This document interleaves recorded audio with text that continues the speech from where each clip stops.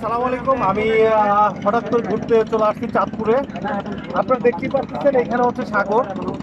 তো এটা হচ্ছে কি বলে, এটা হচ্ছে মিনি কক্সবাজার। তো আমরা সবাই মিলে ঘুরতে আসছি। তো প্লাস পয়েন্ট হচ্ছে আপনাদের একটা জিনিস আমি জানাই, সেটা হচ্ছে কি এই চাঁদপুরের অনেক কিছু আমরা দেখেছি, কিন্তু এই নদীর এই এলাকায় এসে এত ভালো লাগতেছে যে আপনাদের না দেখাইলে বুঝতে পারতাম না।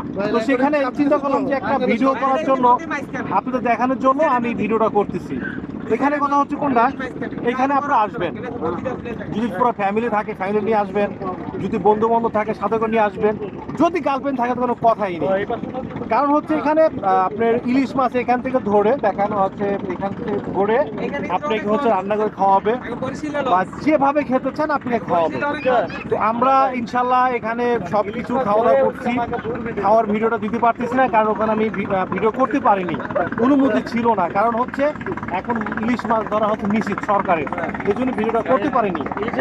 তো এখন কথা হচ্ছে কোনটা, আমরা তো এখানে বেড়াইতে আসছি, আমাদের সবারই ভালো লাগতেছে। তো আমি আশা করতেছি আপনারা ঢাকায় থাকেন, যেখানেই থাকেন, বাংলাদেশে যে প্রান্তেই থাকেন, তো এখানে সুযোগ করে ফ্যামিলি নিয়ে ঘুরতে আসতেই পারেন। কারণ এখানে আসলে হয়তো বা মন ভালো হয়ে যেতে পারে।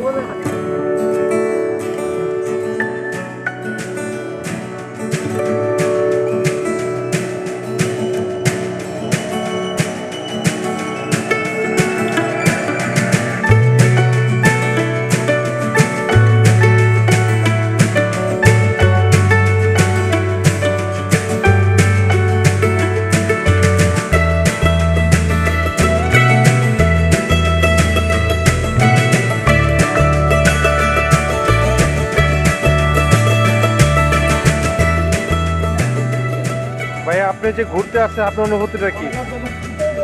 ও ভাই, আই এম ভেরি এক্সাইটেড ভাই। যাবে না, এখানে খুব সুন্দর এনজয় করছি। সুন্দর আচ্ছা, এবং খুব মনোরম মনোরম পরিবেশে আমরা এনজয় করছি ফ্রেন্ড সার্কেল মিলে। আরো ভালো অনুভূতি হবে। আচ্ছা আচ্ছা। সেলফি পরে, আগে আমার বড় ভাই ইন্টারভিউ নিতেছে। তো এখানে আপাতত আপনাদের নদীতে এখানে পর্যাপ্ত ভালো ইলিশ পাওয়া যায়। ভাই ইলিশ ফ্রাইটা খুব সেই ভাই, আপনারা যদি খাইতে চান এখানে জলদি চলে আসেন। অভিযান থাকার কারণে একটু জিনিস আমরা মিস করছি, সেটা হলো ইলিশ। এখানের জনপ্রিয় যেটা সেটা হলো ইলিশ।